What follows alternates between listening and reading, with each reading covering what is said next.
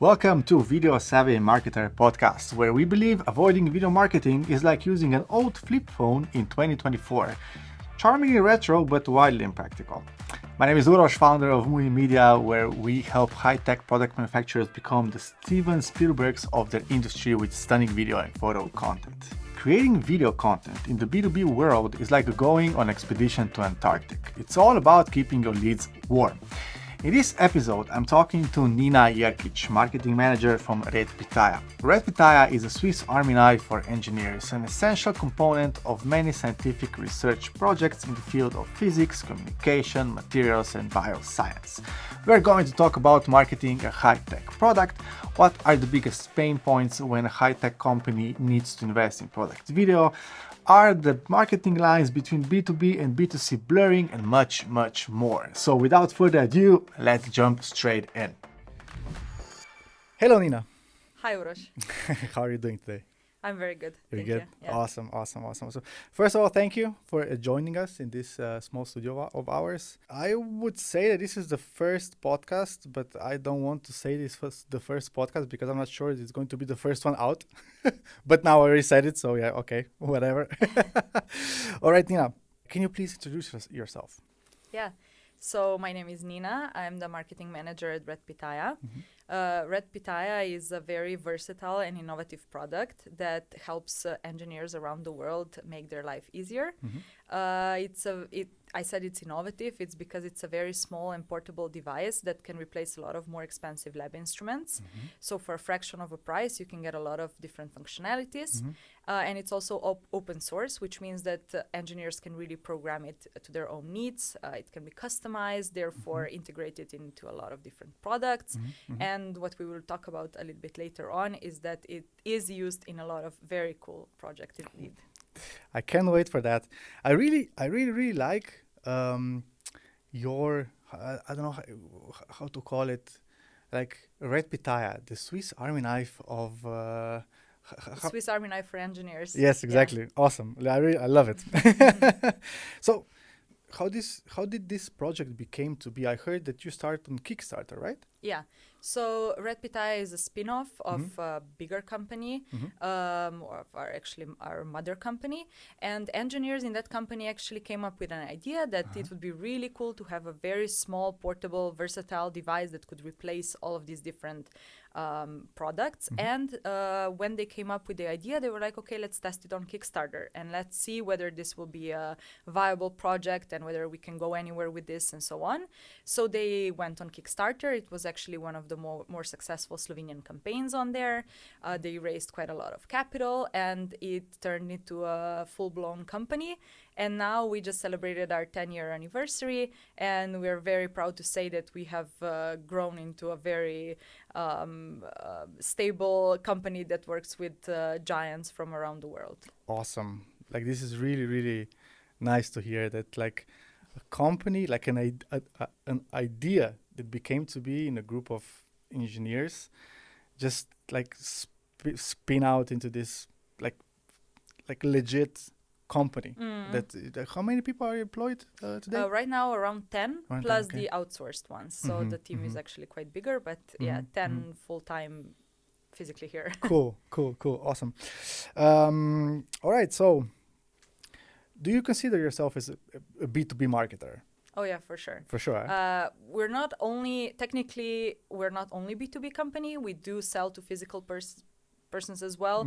However, I think our product is very much B2B and the style of marketing is very much B2B. So yeah. So if it's not a secret, what type of companies are usually buying your products?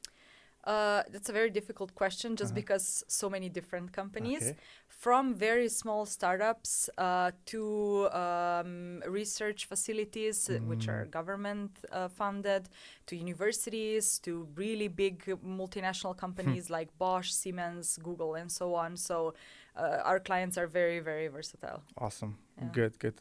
Okay, so as a B2B marketer that tries to market complex high-tech products, what do you think is the hardest aspect of your job? A lot of things. One thing that I think is very difficult in this segment is the really long sales cycle.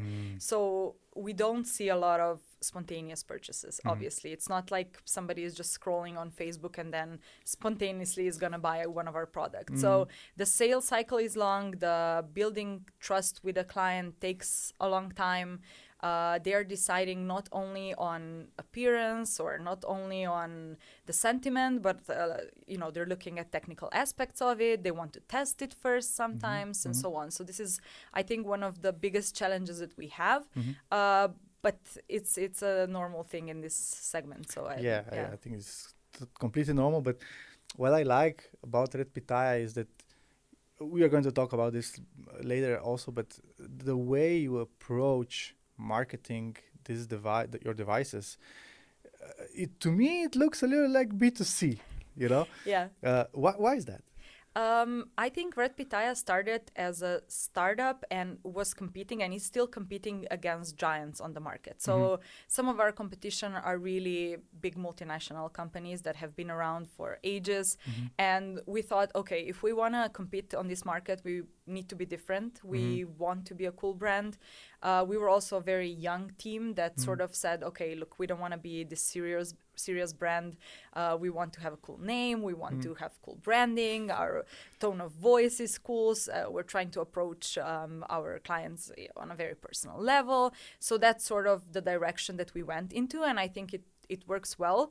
Also, when we go to fairs, you walk around the hall and every company looks the same, and then there we are with our weird name and red and black branding, and we just stand out. So I think that's good. It really does stand out a lot. I mean, like it's not that it looks. I mean, it looks really cool.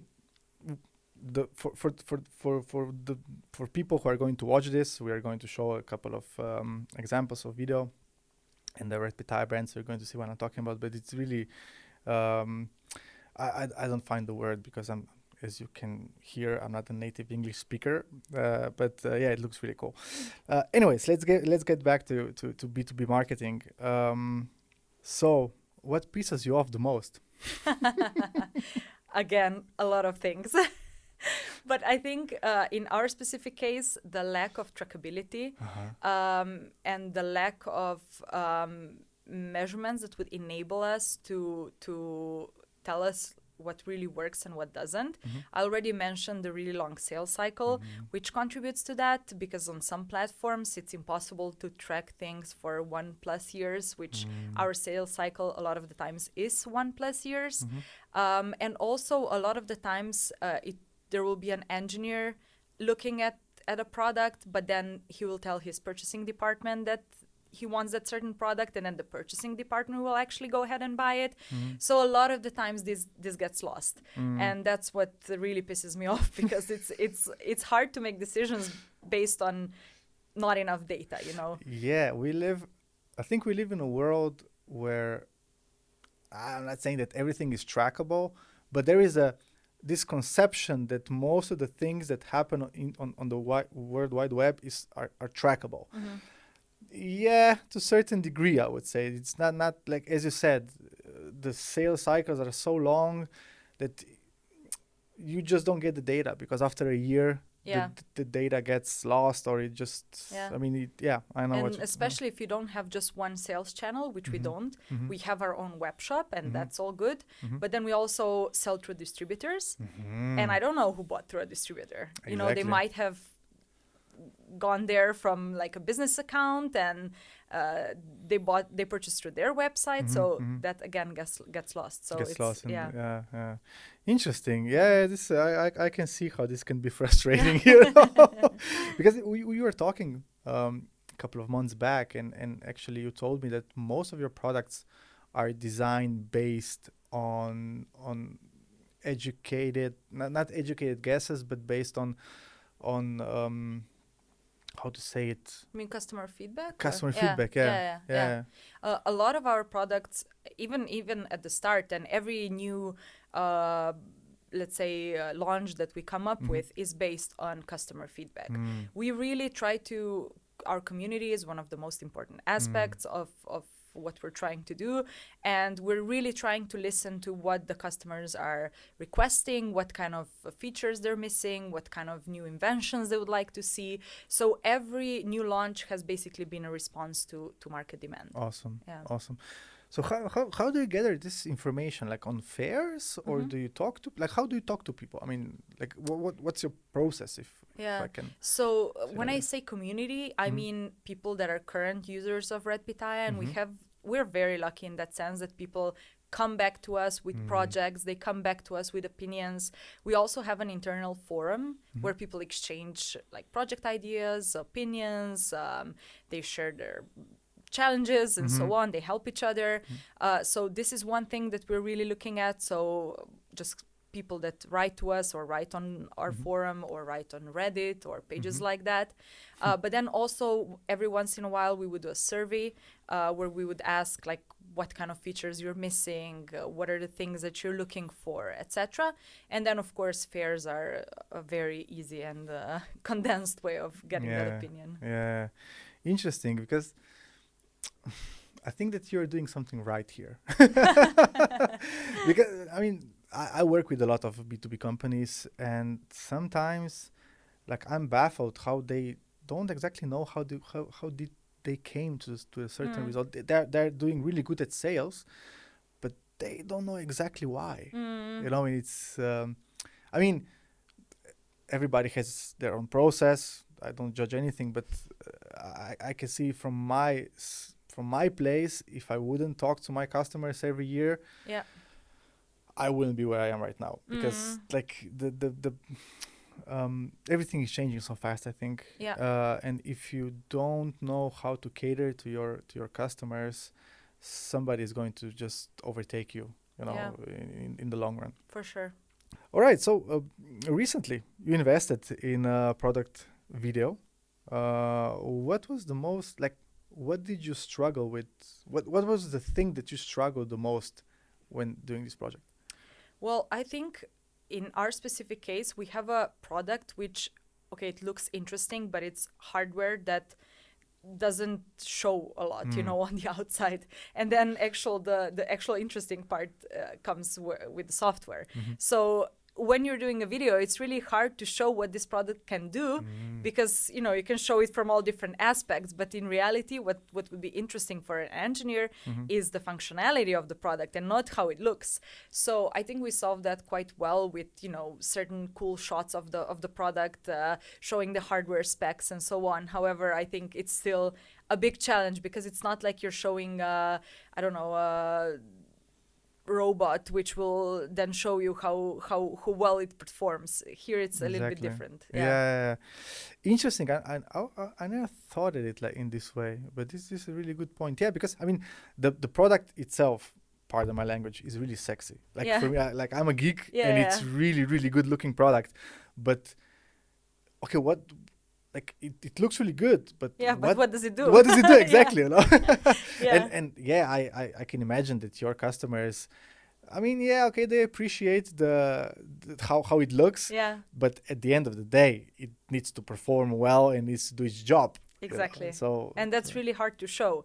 And especially in our case, it can be applied to so many different cases that it's just like, how are you going to show that in video? So that's, I think, one of the biggest challenges with products like this, because it's hard to show. But I think we came up with some good. So I think we came up with some good solutions. Yeah. Do you have any? For sure, you have an idea, but like if you can talk a little bit about what were some results, or like what was the point of producing this video? What did you have some expectations of it, and how are you using it actually? So we do use videos that we produce for different stages of the sales funnel. Some are more on the awareness side, where we're trying to educate our potential clients. Some are more on the nurturing side, and some are a little bit more on the salesy or conversion side, let's say. But I think what we created the most the most recent thing that we did was a product video, which showed 2 of our newest products, and this came really in handy for so many different things. We did a lot of campaigns with them, just trying to, you know, present this new product to potential clients, which we know would be interested in this. And it's a little bit hard when you're trying to reach the clients. You know who they are, but then what's the best way to present to them? And video proved to be a really good way of doing this, because seeing another product that just, you know, seeing a graphic or seeing a still image of a product, that's not going to cut it. Either they're going to have to see some specs, which is, again, very hard to show in a short form content. But video, I think, kind of just joins everything that we're trying to show to that specific person. We're very lucky that we know at least who this target audience is, but then we were just trying to find the best way to show this to them, and I think we found a good way. Cool. You mentioned nurturing side. Like, can you share a little bit, like, how does it, what is a nurturing video for you? Yeah. So what we're trying to do with on the nurturing side is really the educational part. So we're trying to educate our clients on the product itself. So that might be the functionalities, the things that you can do with it, the specs, and just the more and more information about the product. But then on the other side as well, when I said education, I meant just a lot of how-to things, or how exactly to do a certain project, or just some general educational stuff, like how do you calculate this, or how do you do that. So I think that's kind of the most important part, and just bringing value, which is not necessarily helping you sell in the short run. I think that's the key here, because everybody is going to try to sell. Obviously, that's the end point.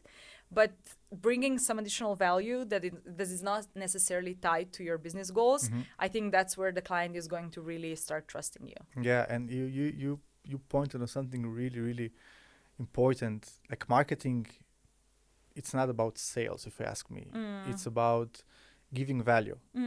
Because everybody has this, I guess, in today's day and age, everybody has an experience when you search for something, or you want to buy a product, and you look, where do you go? You go to Google, and then you go to YouTube, basically. And then you do your research, and then you buy it. But from time to time, I find myself just like following certain YouTubers that are doing reviews or whatever, not because I am in the place of buying a new product. I just want to be up to date with what is happening, and so on and so forth, you know. And I think it's really cool that these companies, especially, like, for me, I'm a video geek, so I want to know everything about video production, and it's really cool for companies to give products to YouTubers, so they can give an honest opinion about it, basically, you know. And so yeah, next time when I'm going to be in the market of buying a new camera, I already know what I'm going to buy, basically, you know. Because but with high-tech products specifically, it's all about building trust, because it's not going to be just a random spontaneous purchase from some weird-looking website. You're not going to do that, right? If you're spending that much money, you're going to want to research. You're going to want to buy from somebody who's reputable, who you think is going to sell a really high-quality product. So I think that really forces companies, or forces us to create value outside of just the sales part. Exactly. Yeah, I totally agree. We touched before a little bit of between, like, okay, you are a B2B company, but you are your marketing material is more B2C style of content, if I can say it like this. Where do you see the value in producing B2C style content for B2B type company? I'm not sure if I 100% agree, because I still think there's a big difference between what we do and actual B2C style content. Because I think B2C is still very much faster paced. It can be quicker, it can be more salesy, it can be even more fun. We are trying to be fun and sexy and cool. However, in the back of our minds, there's always the engineer who's buying, who really wants credibility and who wants facts and technical specifications, and that always needs to be at the forefront of everything that we are creating. So I think we still need to. It's still a little bit different from what a B2C company would show, and I also think that.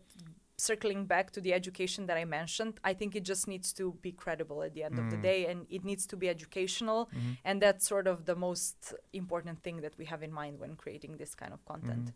Yeah, sure, I totally agree. What I was aiming at is we are all human beings, and we are all under the influence of our feelings. Yeah. And I noticed that. I noticed, and I'm reading a lot about this lately.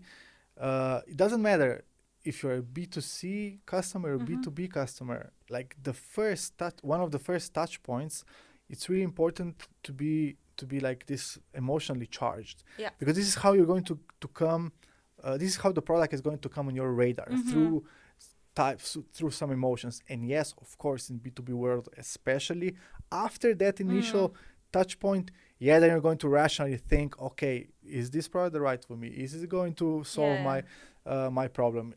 Do I have the budget for it? And so on and so on and so on and so on. But the first touch point, let's say the discovery stage of the funnel, I think it should be always a little bit fast-paced and a little bit more full of emotions. And I think that B2B companies are afraid of that. Actually, I have to agree with you, because I think sometimes as B2B companies, we just have this predisposition of thinking that since the product is boring, the content has to be boring as well, which I don't agree with. That's why we're trying to still make really cool looking content. We want it to be visually pleasing. We want it to be funny. We want it to be a little bit, quirky in the sense that we are, throwing some fun wording in there and stuff like that. So for sure, I agree with what you said, that just because the product is not necessarily the most fun, you can still make the content fun, because that's what's going to catch the eye of the person who's looking at it for the first time. I really believe that's the case. And this is where I see the lines between B2B and B2C blurring a little bit lately. And I hope they're going to blur even more, because we're all human beings. We are all, as I said, we all have feelings. We all act upon these feelings, and yeah. All right, let's move on. What do you? I mean, this is the question that we were talking about before we started about ROI. I as you mentioned before, the sales cycles are super long. Sometimes you cannot. You basically cannot see where the customer came from. But is there a way how you guys measure return on investment, or how do you battle this challenge, if I can say like this? We try to battle this challenge on different with different techniques, and we have our own little tricks on how we try to go around this. But I think in B2B, it needs to be looked at a little bit differently than B2C. In B2C, first of all, you have a lot more transactions. You will have, thousands of purchases per day maybe. And then it's also much easier to make decisions based on a lot of information and a lot of purchases. Whereas for us, it's a little bit less purchases compared to some B2C, retail company or e-commerce and so on.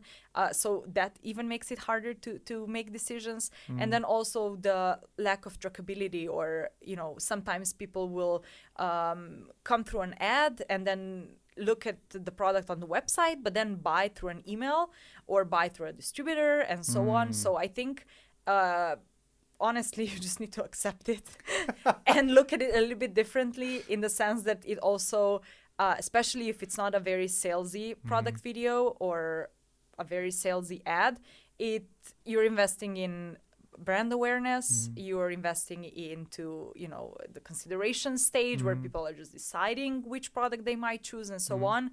And that's where ROI is a little bit not less important, but I just think you need to look at it a little bit differently than if you were an e-commerce brand that's selling toothbrushes. I have another, like, while we are talking about this, I got another question which is a little bit off script. So you're working with engineers, right? Did it happen sometimes to you that an engineer would say to you, like, we don't need video, we don't, why do we need marketing at all? You know, like, it's logical that you need this stuff because it's awesome and it works, and you know what I'm trying to say? Oh yeah, lots of times. How do you approach this? Well, I think at the end of the day, they all see the need for it once you explain it to them, in the sense that, you know, it still needs to be presented and you still need to somehow come across this product. So it's not enough that it exists somewhere out there, and even if it's perfect and it has the best technical specs, if you don't come across it and if you don't know that it exists, then, you know, it doesn't help you much. It's not going to sell on its own. But yeah, marketing is one thing that is very differently perceived by engineers as well, because they're looking at just the, you know, the technical information. Sometimes they don't care, sometimes they just think they don't care about the visual aspects or the way it is presented and so on. But I think at the end of the day, we're all, like you said, we're all human beings. We all have emotions. We all have we want to see visually pleasing things, and I think if you approach it the right way, it's a no-brainer. Yeah. No, I'm asking this because I also work with a lot with engineers, especially like if you're working with B2B companies, then especially in Slovenia, when you have these production companies, more or less are working with engineers. And as you said, yeah, from on one side, they understand they need it. From the other side, they are seeing their competition doing it, so it has to work. Yeah. You know. But on the like far left side or right side, whatever, you know, like, oh no, we're not going to pay for this. It's too expensive, like whatever, blah blah blah, and so on and so forth. But yeah, at the end of the day, in today's day and age, like in the digital world, you need to have you need to work on this material. Hell, this is why I'm like doing the podcast now, you know. Yeah, exactly. This is actually the reason why, because you need to be in the loop. If you're not in the loop, I'm not saying you're not existing, because there are certain ways how, like fairs, conferences, and so on and so forth. But still, I truly believe that if you produce like interesting content and put it there on YouTube or on World Wide Web, it's going to work for you while you're sleeping, basically, because you never know when somebody is going to click on the video and have a value from what you are from the how-to video, from whatever, you know. Yeah, for sure. Okay, so looking forward, how do you see the role of video content evolving in B2B marketing, especially for tech-oriented companies like yours? I think it's a very steep curve, and I think it's just sort of started gaining momentum. And in that sense, I think we're a little bit late compared to B2C marketing, where video, you know, has had its moment already, and it's completely obvious that it's super important. But I think in B2B we're a little bit behind, and I think people are just now starting to really gain traction from that and really putting the emphasis on video content.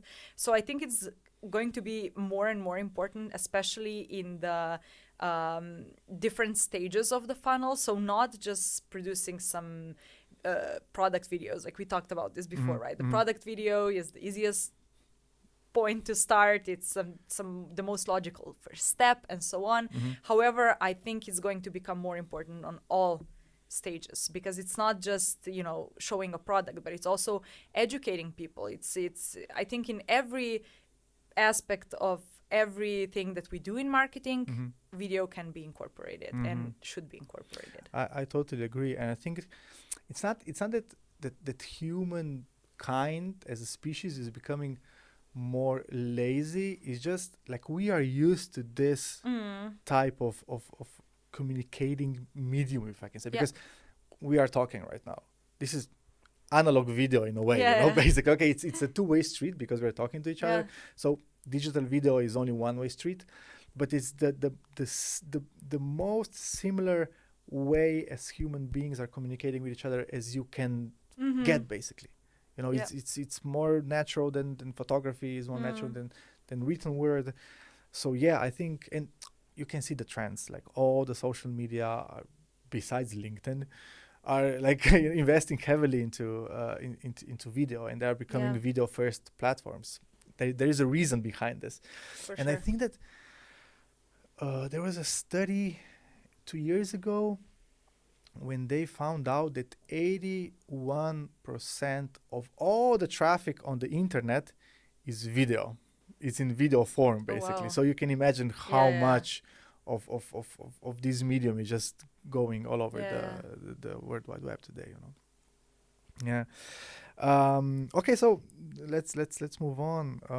What current marketing trends have been the most effective for your company, and how was video content played? How did the video content play the role in these strategies?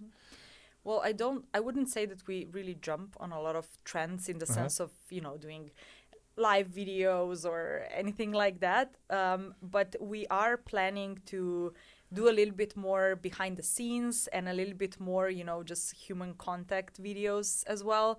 And I think that one thing that we're steering away from or trying to be more comfortable with is not being perfect, or maybe not hiring professional voiceover for the video. I think nobody wants to really see a perfect video. I think people just want to, you know, get a feel of what the actual culture is in the company, or what the people are like. And I think that that's actually an added value. If they see us at the fair, if they meet the team, they meet the actual engineers, they're not native speakers. They don't speak perfect English. They don't, you know, they're not models, but they are the real people behind the company. And I think that's what people want to see. So I think our goal for this year is just going more into that direction and trying to be more comfortable with that. It's not always easy, but I think that's one of the ways where I think we can improve. Yeah, again, this is really important what you said. We are, how to say it in English again, like, I'm not a native speaker, but we are longing for authenticity, especially, like, I think that we are just coming out of this faking it and being something that we are not. You know, all the Instagram, you know, influencers, yada yada yada, whatever, it doesn't matter. But I think that we kind of realize that our lives are not just about this is good, great, it's everything. It's everyday life. It's like it's up and down, up and down. So that's why I think that trying to be genuine, trying to be and to show it through video with your phone is a really good way to go. Although I'm always saying there is a hygienic minimum. For sure. Oh yeah, it cannot be filmed on a shitty camera and just with a shaky hand. Exactly. I completely agree. Exactly. Or even if you're not using like a proper microphone, the messages are going to get lost. And I think that another study was made a couple of years ago, and they found out that even if the video is like top notch, like we were talking about Hollywood type of quality of video, if the audio is shitty, we're not going to watch it, because we cannot stand it. We cannot stand the low quality of audio. So there is guys, be creative, use the whatever, use the techniques and the gear that you have in your disposal. But I think it's important to invest a little bit of time into educating yourself how you can produce these videos in the I will not say like super top quality, but as best as you can do, basically. I meant more in a way, because sometimes it's even for me, it's, you know, a little bit awkward being in front of the camera, and I would think, oh my God, we need to hire somebody who speaks really good English, or somebody, you know, who is trained to be in front of the camera and so on. But I think even that, it doesn't have to be like that. You don't have to be a model or, you know, be trained for this. It's the content that matters, really. I agree. On this note, you know, I came across a lot of time when I'm working with B2B manufacturers, like they want to produce videos, but they don't have anybody in the company who is willing to step in front of the camera. You know, do you have the same experience? Like, do you have do people I mean, your coworkers and your team, are they eager to step in front of the camera, or they're like, no, Nina, I would rather not, you know? Well, generally not the most eager. Uh-huh. We do have a few which would sacrifice themselves sometimes, so I'm very thankful for that we at least have some people who I'm able to force into this. But I think circling back to what we were just saying, I think it's just the matter of accepting that you don't have to be, you know, perfect in front of the camera. That's not the point. I think the point is just the content we're trying to create. And once you accept that you don't have to be a native speaker, you don't have to look a certain way, you don't have to know what to do in front of the camera. That's why we have, you know, people who do this professionally, and they're gonna make us look good. That's what I always tell the guys. Look, we're trying to produce something here that's gonna look good. I never want to put something in front of our clients that makes you guys look stupid. So don't worry about that. And I think once you accept that, I think that's a huge step forward. And that also creates some confidence in them as well. But now we already created a few videos where they look cool. So I think that's going to help us going forward. So do you think that the way to get around this is just like, you know, okay, let's do a video, and if you don't like yourself, we don't have to publish it. So that basically they tiptoe, or like not tiptoe, but like to try it out, like to put their toes into the water, you know, and like try it out. And then because I'm coming from myself again. Like 2 years ago, I was like, no, I'm not going to stand in front of the camera. Like I was really shy, you know. But yeah, I'm producing videos. Like, damn, yeah, I need to do this also for myself. And I remember at the very beginning, I wrote a script, and I said to myself, I'm going to film this, and if I don't like it, I'm not going to post it. And it was like that. Like first 3 or 4 videos, I filmed them, and I edited them, but I never posted them. But after a while, I kind of, you know, grew into it, and I thought, oh, okay, I don't look that bad actually. Okay, I have this Slavic accent maybe when I'm talking English a little bit, but it's not that bad, you know. So yeah, I think either that or doing some sort of a compromise, which is what we did. So we had our own people in the video, but we did a professional voiceover. So I think that was sort of a good compromise. So we didn't put them on the spot. They didn't have to speak into the camera, which I think is the most like scary thing. And also it wasn't live or anything, so even if we redid the video, as you know, we could do it as many times as they wanted to. And I think if you don't have to use your voice, that's already a level of you know, scariness taken away. So I think either that, doing some sort of a compromise, or like you said, just, you know, having a way out, saying, look, if you don't like yourself, we're just gonna it's fine, pretend this never happened. Awesome. On speaking about, you know, people being nervous in front of camera and so on and so forth, do you see value in, like, you know, of course you follow AI, you know, we live in the time of AI now, and there are a lot of tools that are promising that you're just going to feed them like 5 minutes of your video and your voice, and after that you just feed them the script, and they are going to animate your face talking and basically your voice and so on and so forth. Do you think like a proper, I would say legit B2B company would use this kind of a tool, or is just still like it comes across still too fake? And since you're trying to be credible, you know, do you think this is something of a value, or is it just something like, okay, half of a product, you know? Look, don't hold me to my word, because I might change my mind in a few years. But right now I would say no, because I think it's very similar to what happened with ChatGPT. I think we all try to jump on the ChatGPT train. We all try to overuse it and just have it you know, save us a lot of work. But I think at the end of the day, we all came to the same conclusion, which is you can use ChatGPT as a tool. You can have it as sort of a helping hand, but you cannot rely on it. You cannot replace certain things with it. It's not a human being, and at the end of the day, you have to be the one who is standing behind the text or whatever, which makes it look credible. Otherwise, it just looks fake. And my thoughts are going in the same direction with this. I think we can have AI tools, we can do certain parts with AI. It can be super helpful, but I wouldn't say it would be able to replace that human touch. Yeah, I'm the same. Like Yeah. I think the same. It's a cool tool. Yeah, I use it also. I use it a lot, but with certain things, it's really good. It's really helpful. But with certain stuff, just like stop hallucinating and stop trying to to satisfy me, and like try to kind of come up with words that I do think I'm going to like. Yeah. It's really annoying sometimes. All right, let's jump into the fun stuff now.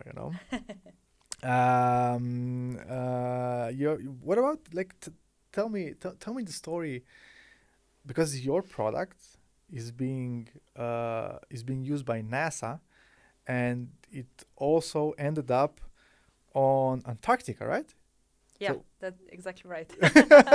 How? So, as I mentioned, Red Pitaya is used in a lot of really, really cool projects, which we're very proud of.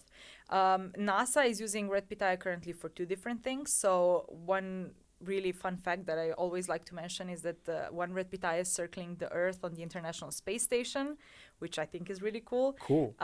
We actually did a custom project for them, so we customized the Red Pitaya, and it's currently measuring the air quality in the International Space Station, and it is also being used as a test bench for their ground penetrating radar for the next Mars helicopter, which is also a really cool project that NASA is currently doing. And you mentioned Antarctica. There's also this measurements happening with Red Pitaya there, and I think how we came to all of these projects is very naturally, which I know is a very annoying thing to say to anyone who is still trying to get their product out there, but it's true. It evolved very naturally in the sense that when the product came out, it was intended mostly for makers and DIY engineers and people just, tinkering at home and doing fun projects. And then it sort of spread into this big thing that was used by big companies. But I think it came to that just through engineers using it for their, either passion projects or being really interested in the technology. And then they were like, oh my God, maybe we can use it for work as well, or maybe we can use it in this project as well. So that's how it evolved really naturally. And we have to be really thankful for that, because it's not everybody's, this lucky. Yeah, wow, this is like really inspiring. You mentioned that you have a lot of cool projects. Can you brag about them? Because in certain cases, especially with B2B companies, I also heard like stories that we are working with US governments, or we are working with NASA, we are working with some great big company, but they don't want us to they don't want us to talk about it, because the rest of the world is perceiving Slovenia as East European, So do you have the same? I mean, can you talk about your projects, or?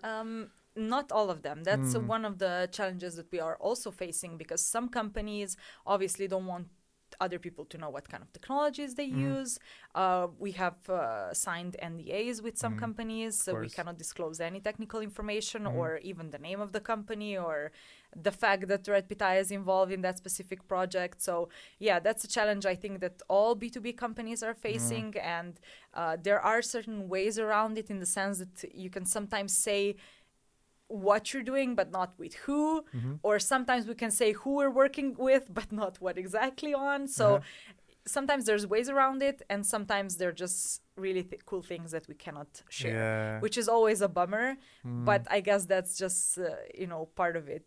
Just the name of the game, yeah, exactly. But yeah, like I'm just trying to put myself into your shoes, because like I can basically, like, whatever I do, whatever project I do in the video space, I'm the author of it. So when we're signing the agreement, there is a clause in the agreement that I can use this all the videos that we produce for our own marketing and so on and so forth, and it helps me a ton, basically. Yeah.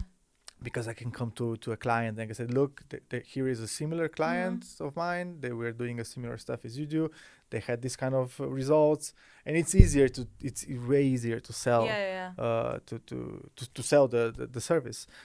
So yeah, I can imagine that sometimes it can be a pain in the ass a little bit, if not, not to talk very about much. this. Yeah, but I can understand, because these are sometimes companies which are working on, top secret technology, and they don't want to disclose that, which is completely normal. But for me, as a marketing manager, which is who's just trying to share as much as possible, it's like, I know we have this good thing, but I cannot talk about it.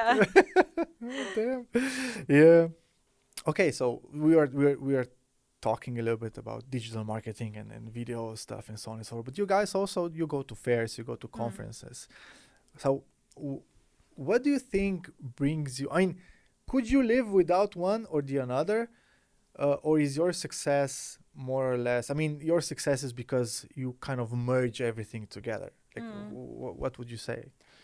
Well, actually, I couldn't compare the two at all. I see these two things as completely different. Okay. I don't think fairs can be replaced with anything else, and I wouldn't say that videos or digital campaigns or activities that we're doing can be replaced with fairs. So I see these as two completely different channels.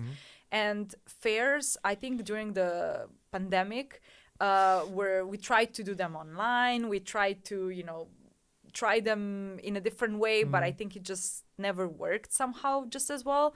I think people still crave that human connection. They want to see things in person. They want to test them. They want to touch them. They want to, meet the people behind the company. So I think fairs are just a very necessary thing that we want to do and need to do, and they help with both brand awareness, in the sense that if somebody doesn't know us, they might meet us there and get to know us for the first time. But then at the same time, we're presenting new products to existing clients which visit us at fairs, and we are showing them, maybe new functionalities or new tips and tricks and so on. So it's not just brand awareness, it's also, maybe converting some hesitant clients or already existing clients and so on.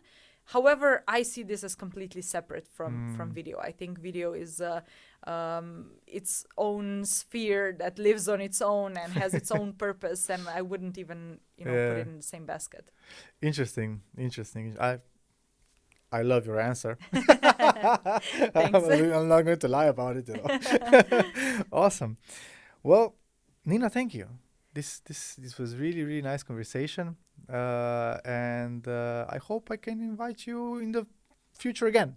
Thank you very much. This was very pleasant, and thank you for the coffee. It helped keep this conversation going.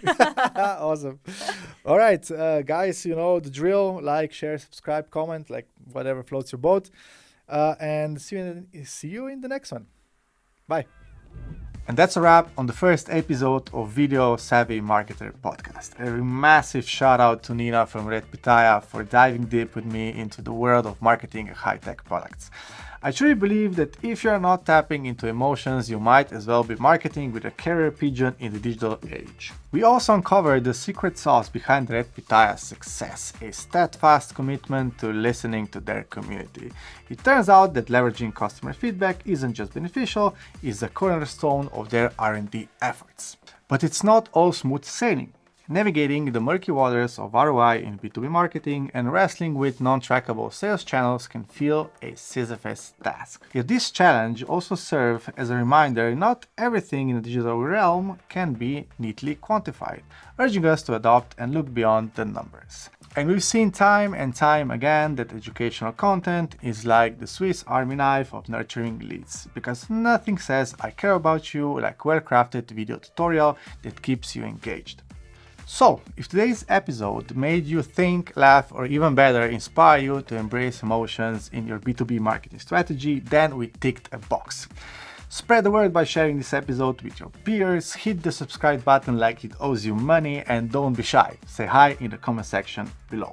And remember, in the world of B2B marketing, being as emotionally engaging as a PowerPoint presentation may soon be outdated.